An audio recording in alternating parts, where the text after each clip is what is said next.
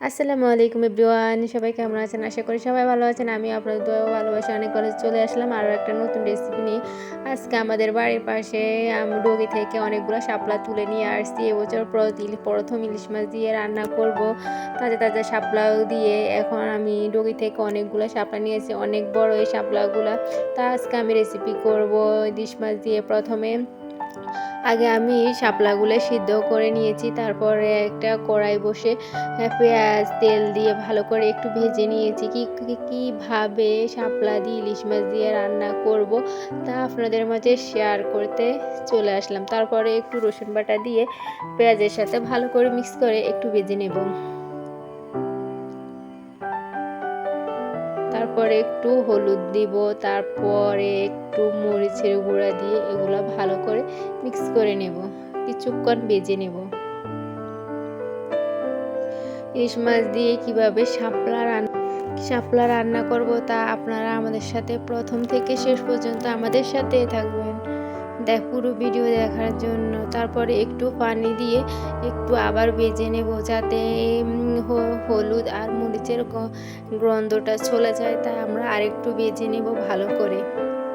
তারপরে পরিমাণ মতো একটু লবণ দিয়ে দিলাম, লবণ দিয়ে সবগুলোর সাথে মিক্স করে নেব। তারপর আরেকটু পানি দিয়ে সবগুলা আবারও মিক্স করে নেব একসাথে।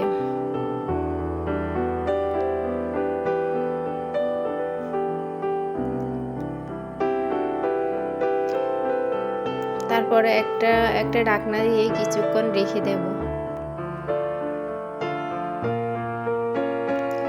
আমাদের কষানোটা হয়ে গেছে, তারপরে এগুলাতে মাছ অ্যাড করব। ইলিশ মাছগুলা এখানে দিয়ে দেব।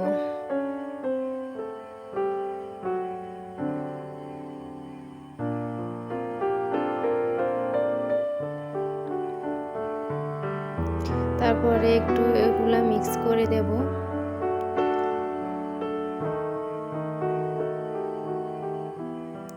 তারপরে ঢাকনা দিয়ে কিছুক্ষণ রেখে দেব, যাতে সবগুলো মাছ সিদ্ধ হয়ে যায় তার জন্য।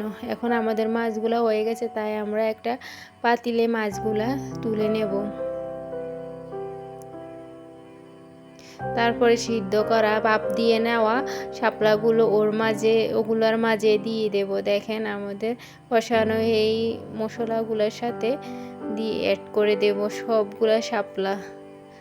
আসলে ডগি থেকে অনেকগুলো শাপলা এনেছি। এই শাপলাগুলো অনেক মজা রান্না করলে ইলিশ মাছ দিয়ে, আর তা যদি হয় তাজা তাজা তাহলে তো বলে আর কথাই নেই।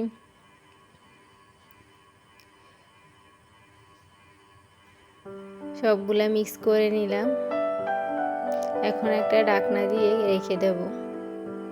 তারপরে ঢাকনা তুলে নিয়ে ওখানে শাপলাগুলোর সাথে নারকেল বাটা অ্যাড করব। শাপলার মধ্যে যদি নারকেল বাটা দেওয়া হয় তাহলে অনেক মজা হয়, অনেক সুস্বাদু হয় খেতে। ইলিশ মাছের সাথে অনেক মজা হয়। আমরা আসলে এরকমভাবে পাক করতে পছন্দ করি। আপনারা কীরকমভাবে করেন তা আমাদের কমেন্ট বক্সে জানাবেন, আর আমাদের সাথে থাকবেন।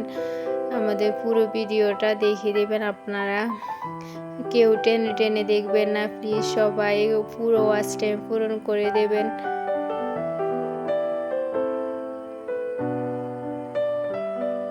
তারপরে ভালো করে মিক্স করে নিয়ে একটা ঢাকনা দিয়ে দেব ওখানে। এখন তারপর পরিমাণ মতো পানি দিয়ে দেব, যাতে সবগুলো সিদ্ধ হয়ে যায় তার জন্য।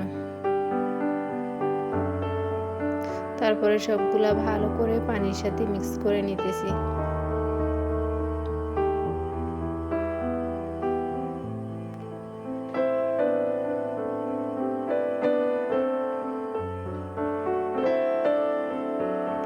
আমাদের শাপলা রান্না প্রায় হয়ে গেছে। তখন তারপরে একটা কড়াইতে আমরা সবগুলা নিয়ে নিলাম। এখন মাছগুলো ওখানে অ্যাড করে দেব, যাতে মাছের মধ্যে ঝোলটা ঢুকে তার জন্য মাছগুলো দিয়ে দিলাম।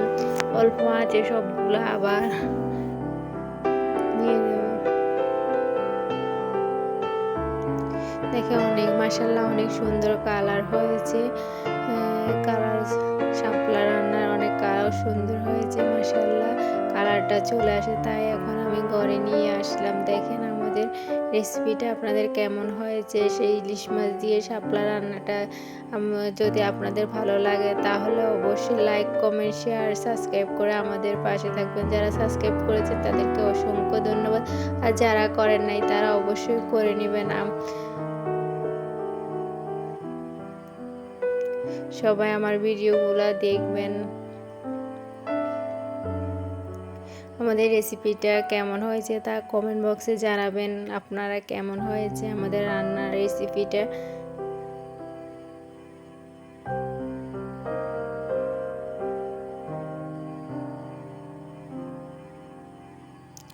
যদি আপনাদের ভালো লাগিয়ে থাকে তাহলে অবশ্যই লাইক, কমেন্ট, শেয়ার, সাবস্ক্রাইব করে পাশে থাকবেন। আসসালামু আলাইকুম।